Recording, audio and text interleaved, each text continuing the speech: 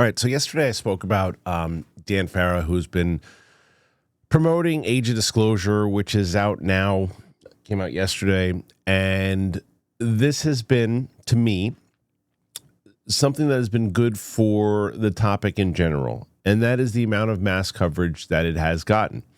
I spoke about that at great length yesterday and how important that is. I haven't seen the doc yet, so I can't say whether or not it sheds light on anything new that maybe people who've been covering this subject for a while or been interested in this subject for a while are going to learn new things about. I would probably lean on the fact that that's not going to happen. It's probably from even the interview snippets and things that we've seen, the trailers, and it all seems like things that we've talked about a million times over. But as I said in yesterday's video, I think it is extremely important for more people to find those things. There were things that I had heard for the first time when I really got locked into this thing around 3 years ago, whatever it was. That I did speak to some of my friends, like Attack Peter, who's on my show, and I had said to him, "Hey, did you hear about this thing?" He's like, "Yeah, I watched it about 2 years ago. It's really good, and they covered all this stuff and this stuff, and he had heard about it." But it's kind of like the gateway to that what this very well could be. So Dan Farah is out there and he's having conversations with a lot of the media, and Chris Cuomo, who's been somebody, to his credit, who has been covering this topic way outside just this, right? The mainstream media seems to really be holding on to this one because Dan Farah's involvement, but Cuomo's been covering it. And I've appreciated what he's done for the topic, for sure, on News Nation. One of the things that I wish he'd stop doing, because he keeps doing it, it's like he's got like this script that he says, and every time he wants to make it very clear that he doesn't believe in little green men. He keeps saying that thing. It's the same thing that Birch had said, too. And it's like, the more you say that stuff, it's like you don't need to put that into the conversation every time, especially when this particular topic, this documentary is about the fact that they're hinting more towards non-human stuff. But the little green men thing, it adds to a stigma. Just cut it out. Just cut it out. But here's the interview piece that he did with Dan Farah. Check it out.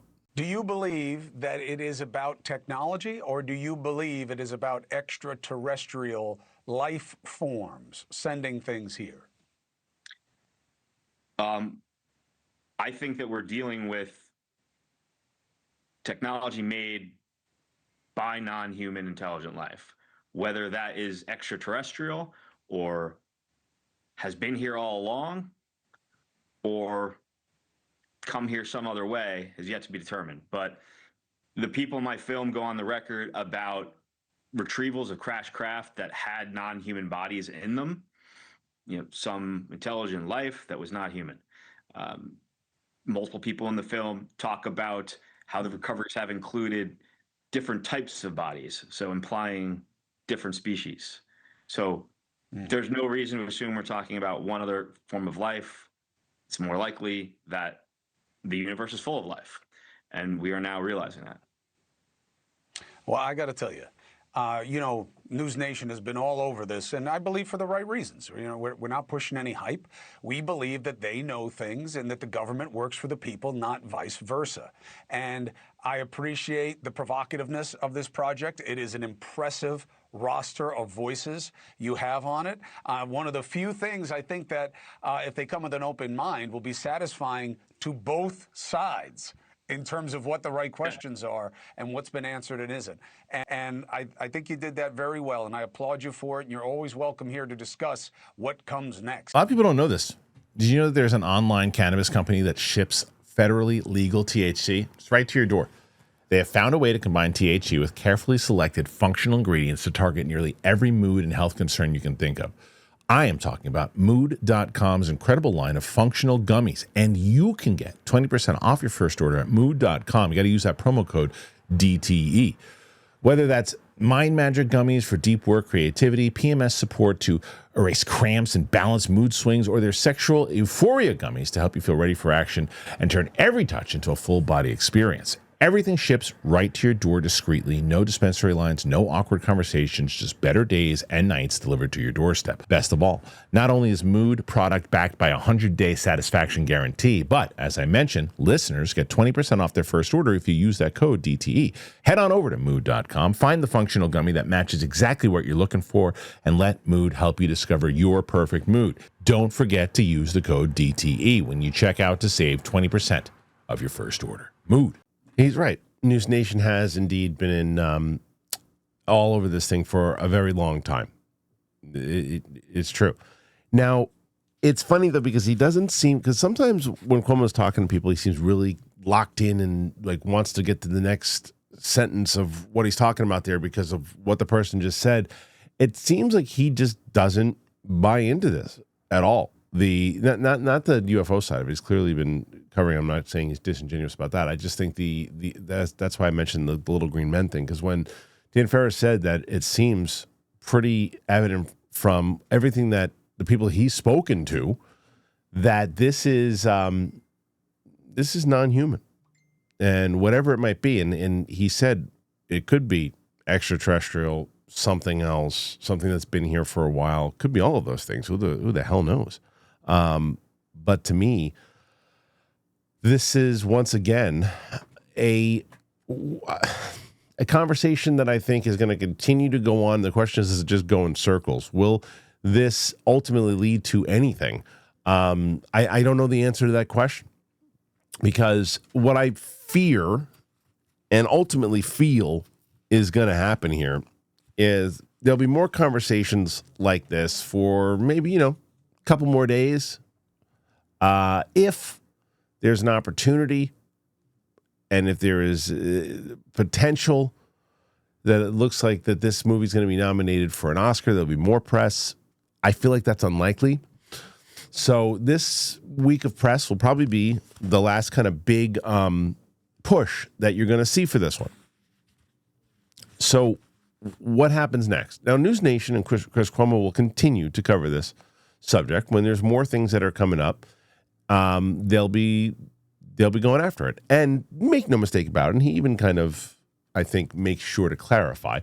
But one of the main reasons News Nation was covering it as much as they were is because you got to remember, they were covering a story a day on UFOs in like 2023, and their YouTube channel was blowing up because of it. If you went to their YouTube channel and you looked at like their normal stories, the stories that most networks were covering, were doing, if they were lucky, 2,000 views per video. But then they would do a UFO story, and it would be in the 50s, 60s, 100,000 views.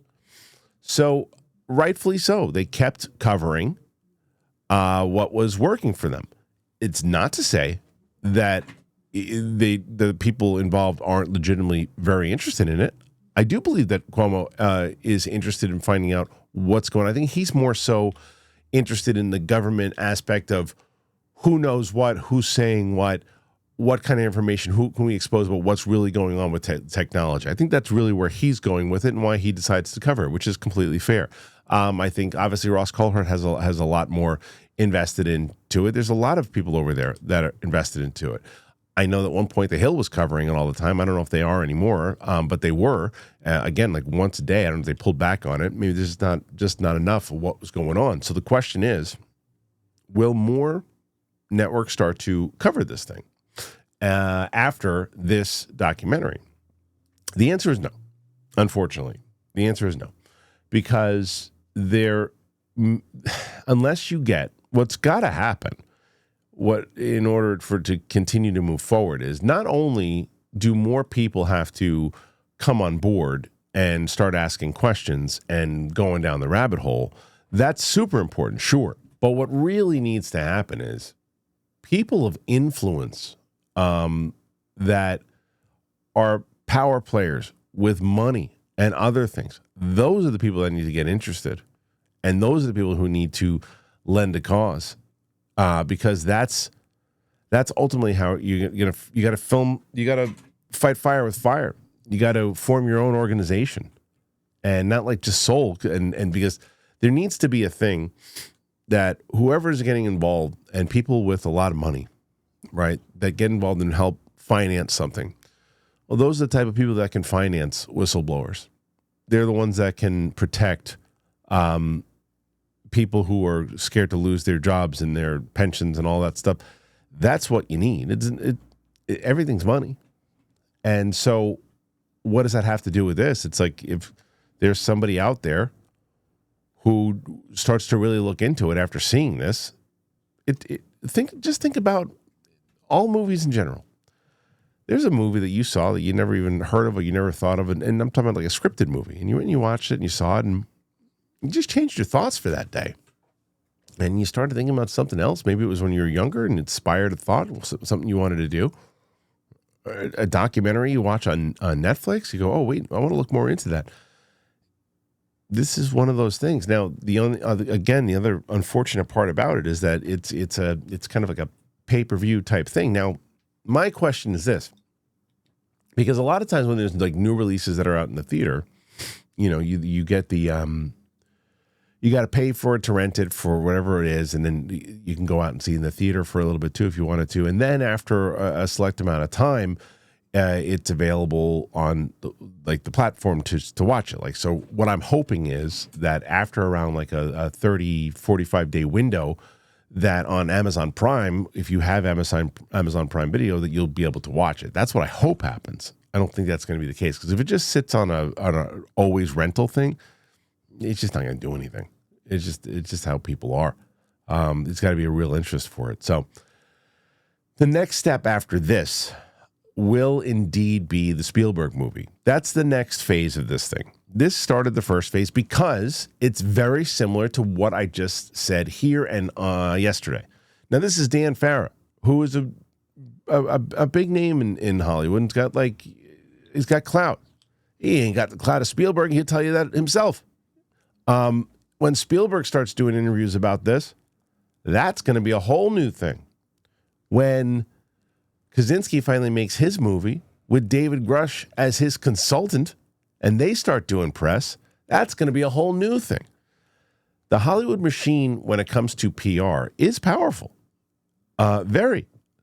So it allows more mainstream coverage. And as I had mentioned yesterday, and we'll mention again, there's a lot of this stuff that has been talked about a million times over, but not caught on by the eyes of people because it hasn't been pushed through the media machine. And this one is. So there are going to be a lot more people that are aware of this movie than other documentaries. And the same goes for Spielberg movie when that comes out and the other projects that are following. So maybe this is more of a conversation starter. Maybe this is the beginning of it. I don't know. But as far as Cuomo goes, I thought it was, good for him to talk to him. We'll see what else happens in News Nation. But I ask you, what do you think? Do you think that this is something that's going to continue on? Should it stop? Put your thoughts in there. Let me know. All right. Have a great weekend, and I'll see you soon.